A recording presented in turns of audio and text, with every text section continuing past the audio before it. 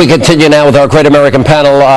Look, I said last night's gubernatorial elections, a 20-point swing in 1 year in the state of New Jersey, 25-point swing in the Commonwealth of Virginia, a political earthquake.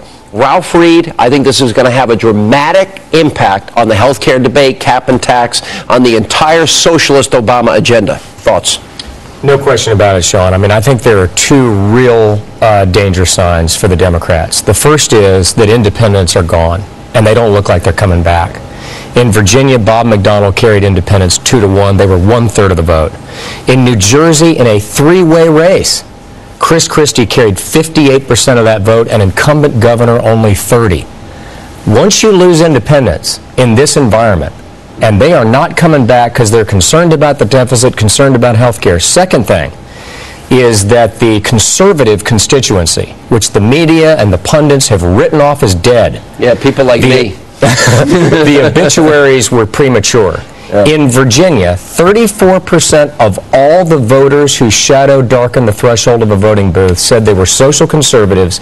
They voted 83% for Bob McDonnell, only 17% for Cray Deeds, and they were one of the keys, along with the independents, in what would have been a comfortable victory turning into a blowout. Steve, besides the fact you worked on the New York 23rd race, and so I know you've been patting yourself on the back ever since you walked in the door. Congratulations, okay? He has a 23 painted Yeah, on I know his he's got a 23 tattoo on his forehead. I had to, cover it up with makeup.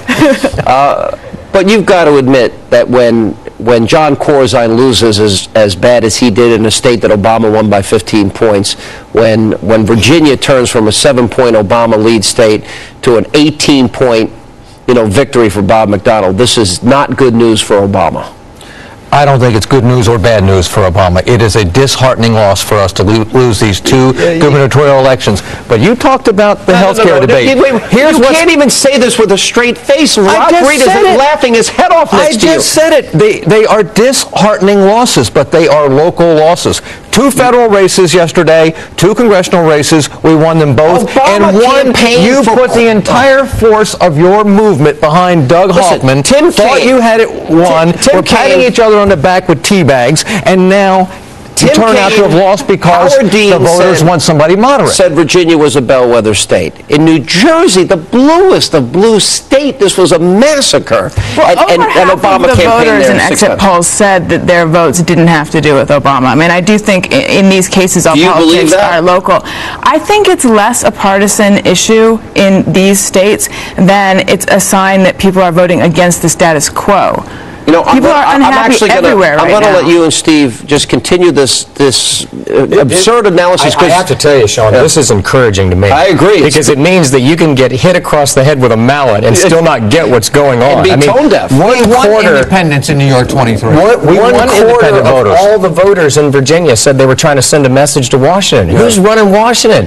Harry Reid, Nancy Pelosi, and Barack Obama. The other thing is you do not send the President of the United States to New Jersey 6 times.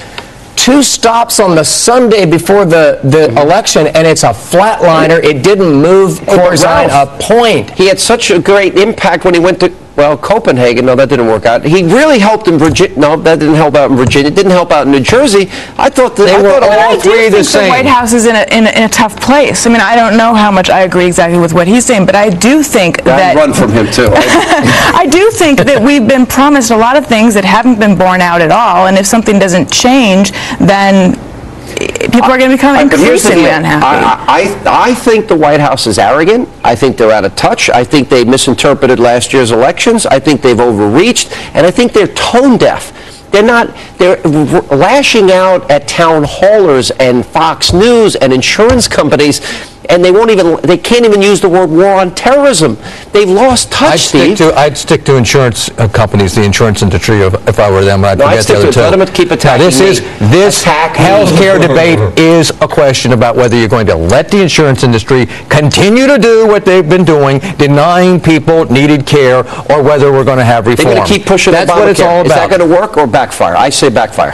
It's going to definitely backfire because what's happened I don't think we know. I think it's too early to tell, but I will say this, after Tuesday, all bets are off, and even Harry Reid says we're not going to have a vote this year. We got I think the White House isn't talking about... That's all the time we have left this evening. As always, thank you for being with us. Great panel, guys. We toss it now to Greta Van Susteren.